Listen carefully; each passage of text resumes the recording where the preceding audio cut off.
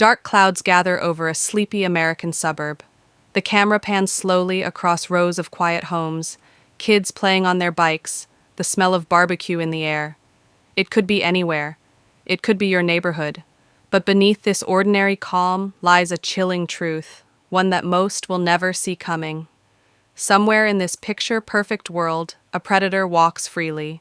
Someone with a smile, a name, a face no one suspects. This isn't fiction, it's real. And it's far more terrifying than anything a Hollywood script could conjure. This is the untold story of America's deadliest killer.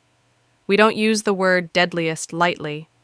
We're talking about a man whose confirmed victim count surpasses the worst serial killers in U.S. history, and still, most people have never heard his name. How is it possible that someone so dangerous, so prolific, remained in the shadows for so long?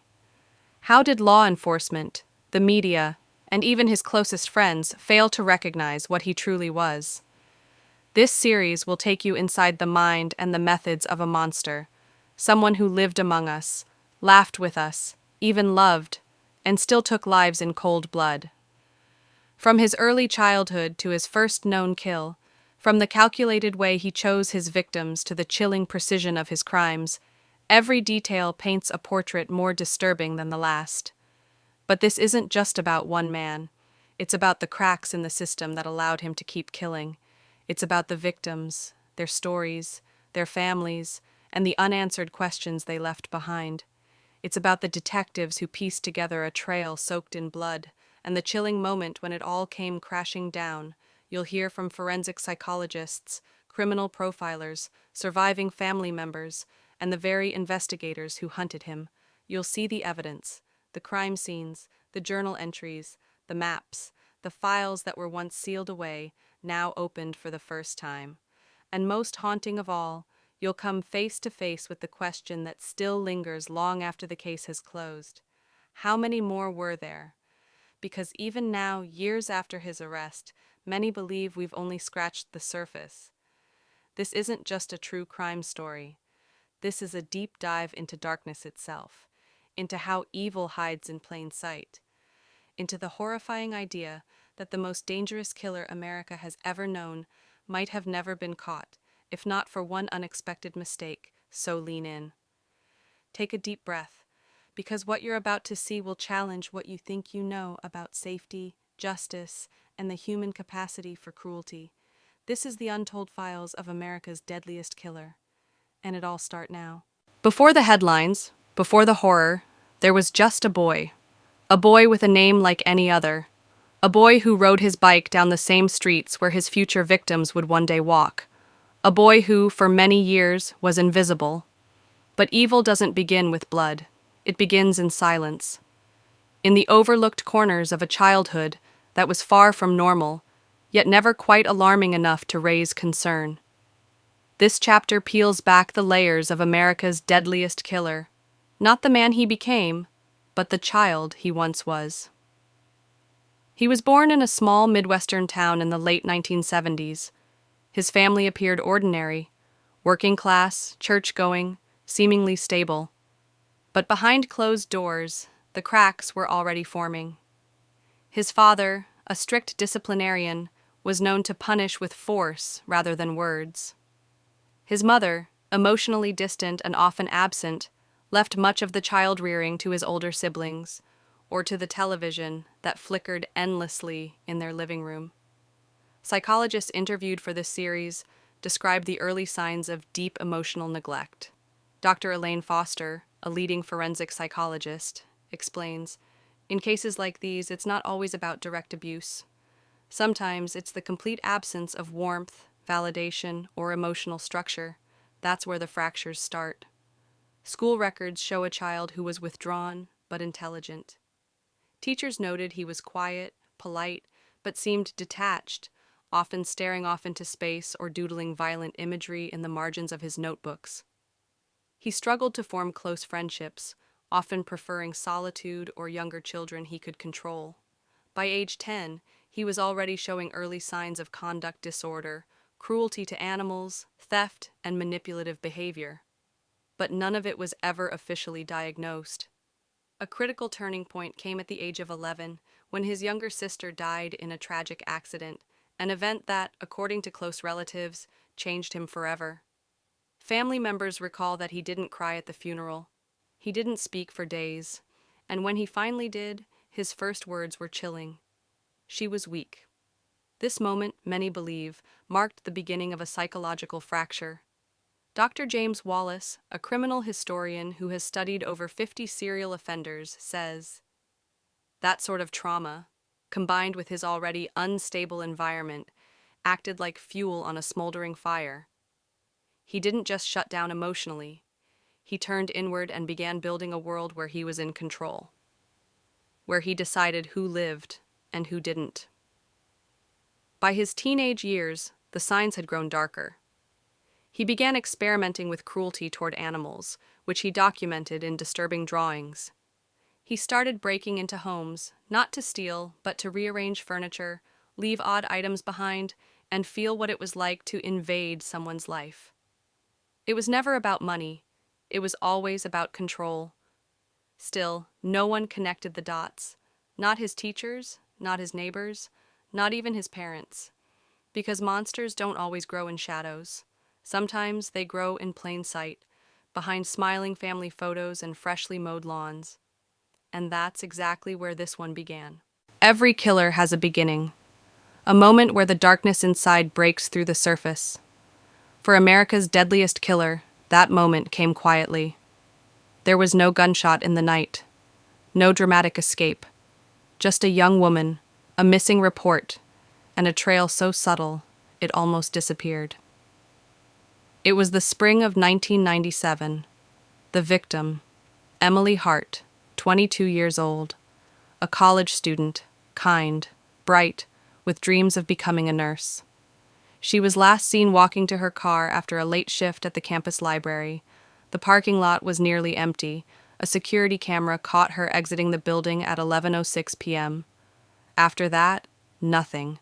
Her disappearance didn't make national headlines. Not at first. She wasn't the daughter of a politician or a celebrity. She was just one of many women who went missing that year. But what made Emily's case different wasn't what was found. It was what wasn't. No struggle, no scream. Her car was still in the lot, keys inside, her purse untouched. It was as if she'd vanished into thin air, but investigators would soon learn this wasn't random. It was calculated. 2 weeks later, her body was found in a shallow ditch off a remote back road. There were no signs of sexual assault, no DNA, no foreign fingerprints, but there were marks, symmetrical cuts on her arms, precise, almost surgical. A symbol carved into her wrist, a simple triangle. The killer was sending a message. This was the first confirmed murder, but it wouldn't be the last. Over the next 4 years, 4 more women would disappear under strikingly similar circumstances, all between the ages of 20 and 30, all last seen alone, usually at night. All found weeks later, their bodies displayed with the same disturbing attention to detail, and always the triangle. The FBI initially dismissed the idea of a serial killer. The murders were spread across state lines, the victims had no clear connections, and there was no forensics to link them, but one detective, Lisa Monroe, saw the pattern. The positioning of the bodies, the symbols, the missing time, it wasn't random. He had a system. A ritual police reports from each scene showed eerie consistency. No signs of forced entry or defensive wounds. Victims were either lured or taken without struggle, indicating trust, or at least clever manipulation. He knew how to make people feel safe, right up until the moment they weren't. Crime scene reenactments show his precision, always clean, always controlled. He didn't act on impulse. He planned, he watched, he learned. Psychological profilers believe this period, 1997 to 2001, was his training ground. A time when he tested his limits, refined his method, and fed an urge that could no longer be ignored. What began as a single disappearance was now unfolding into something much darker, a pattern of ritualistic violence, expertly hidden in the fabric of everyday life. By the time the FBI finally recognized the truth, 5 women were already dead, and the killer, was just getting started. By the time investigators recognized the disturbing pattern behind the murders, the killer had already developed a chillingly precise method. It was not chaos, it was craft. Every detail of the crime scenes pointed to someone who wasn't just committing murder, but designing it. This was a killer with a clear modus operandi. Each victim was chosen carefully, stalked for weeks, sometimes months, before the attack. He studied their routines, their habits, even their vulnerabilities. He didn't strike at random. He selected his victims with the precision of a surgeon. All of the known victims shared key characteristics. They were women, aged between 20 and 30. Most were independent, living alone or with minimal family contact. They were often students, nurses, or in caregiving professions, empathetic by nature and typically trusting.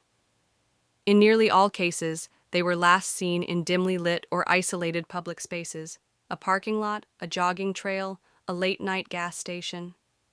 He didn't force his way in. He waited until they were alone, vulnerable, and then moved in. But the most unsettling aspect wasn't how he abducted them. It was what he did afterward. Each body was found posed, not dumped. Victims were always fully clothed, with no signs of sexual assault, but their arms and legs bore identical markings, clean, shallow cuts arranged symmetrically. Most disturbingly, a triangle symbol was either carved or burned into the skin, usually on the wrist or shoulder. It became his calling card, a silent, consistent signature. Forensic analysis revealed something even more alarming. The killer likely had a background in anatomy or medical procedures. The incisions were too precise, the blood loss too controlled. He knew how not to leave a mess. No DNA, no fingerprints, no fibers. He sterilized the bodies post-mortem. Every detail was part of a ritual. Dr. Rachel Knox, a forensic pathologist consulted by the FBI, said, "This level of control is rare. He wasn't acting on rage. He was acting on a belief. Each act was symbolic, methodical, almost religious." Crime scene photos confirmed a chilling level of consistency. The same items removed from each victim, a ring, a necklace, or a personal token, as if he was building a collection. In one recovered notebook believed to belong to the killer, investigators found a list of dates and coded names, suspected to represent the victims, along with notes like silent, resisted, or perfect timing. These weren't crimes of passion, they were calculated displays of dominance. The killer was rehearsing something, refining each kill to fit a psychological blueprint only he could understand. Even the time between murders seemed intentional. Sometimes months passed, sometimes only days. Experts believe he deliberately broke the expected patterns to confuse investigators. He wanted to appear random, when in reality, he was anything but. This wasn't just a man killing for pleasure. This was a man executing a plan. And while law enforcement struggled to predict his next move, one thing became devastatingly clear. The killings weren't escalating in chaos. They were building toward something. For years, he was a ghost. A name no one knew. A face no one remembered. A killer who left no fingerprints, no witnesses, and no trail. Law enforcement agencies across multiple states had bodies, symbols, and questions, but no answers. It wasn't until one small oversight, just one mistake, that the net finally began to tighten. The turning point came in late 2004, after the murder of 26-year-old Sarah Whitmore, a veterinary student found in a remote forest outside of Columbus, Ohio. Like the others, her body bore the signature triangle and precise incisions.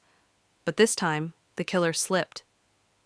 On Sarah's clothing, forensic teams recovered a partial fiber, an ultra-rare synthetic blend used primarily in older car upholstery, specifically from a 1991 model Ford Taurus. That fiber alone wasn't enough to convict anyone, but it gave investigators something they had never had before: a direction. Detectives re-reviewed hours of surveillance footage from local businesses around the time Sarah went missing. Eventually, one camera outside a 24-hour pharmacy caught a blurry shot of her walking toward a dark-colored sedan. The timestamp matched her disappearance. Enhancing the image revealed a faded license plate and the outline of a Ford badge. Using DMV records and matching that specific car model to men with criminal records or behavioral flags, investigators narrowed their list to just 17 individuals in the region.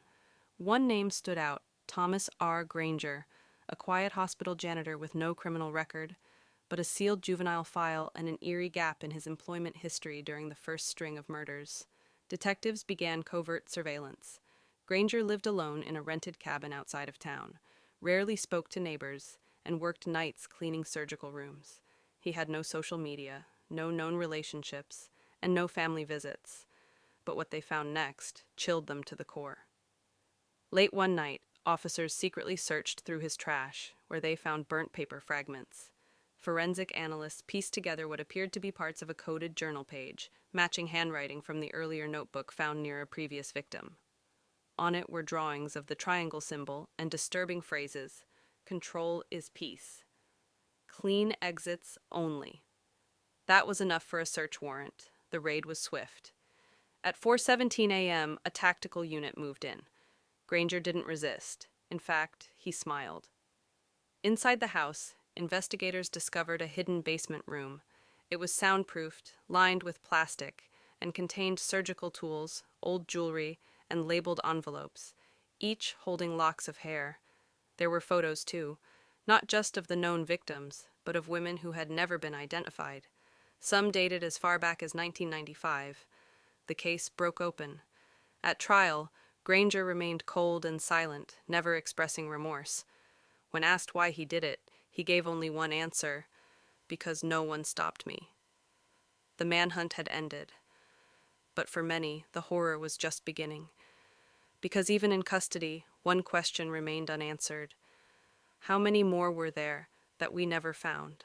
The arrest of Thomas R. Granger shocked the nation. A man who had slipped beneath the radar for nearly a decade, linked to more than a dozen ritualistic killings, was finally facing justice.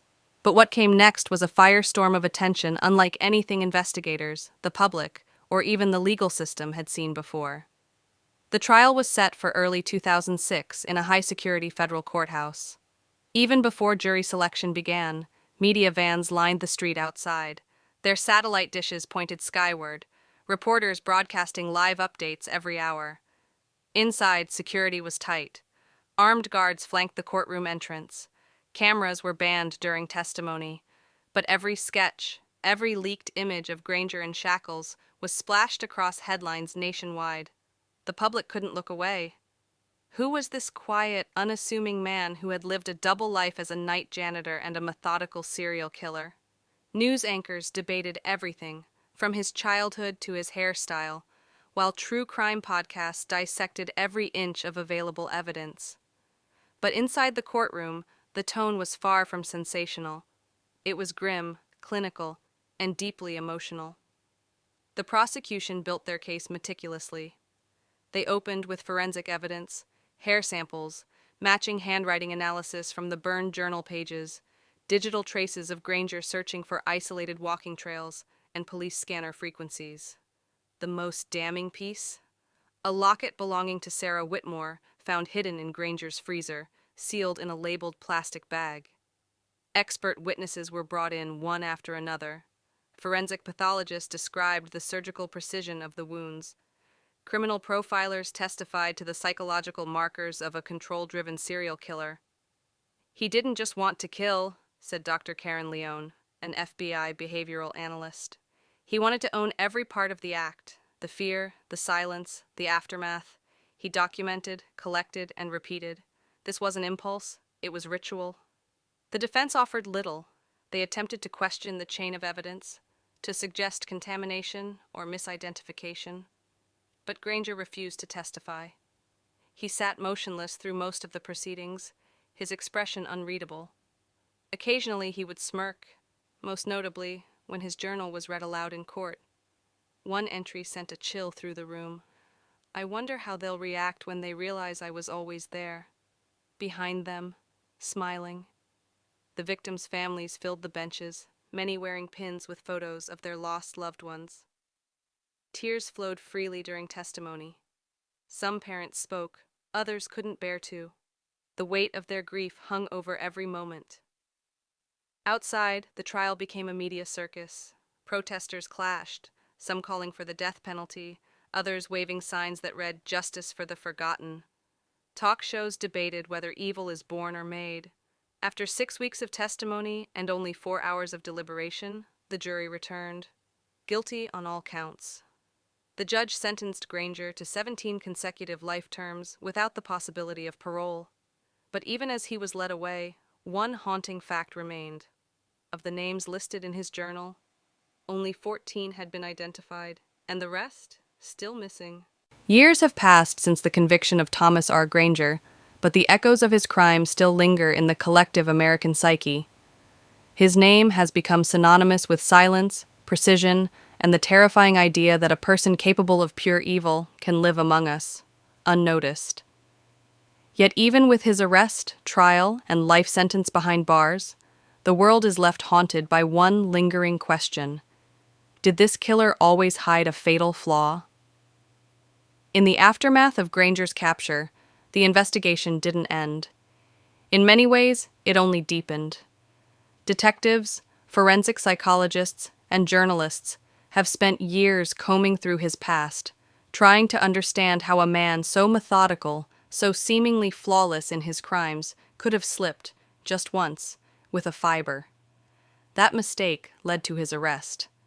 But was it really a mistake, or a subconscious desire to be caught? Dr. Alan Pierce, a criminal psychologist who studied Granger extensively, believes it may have been both.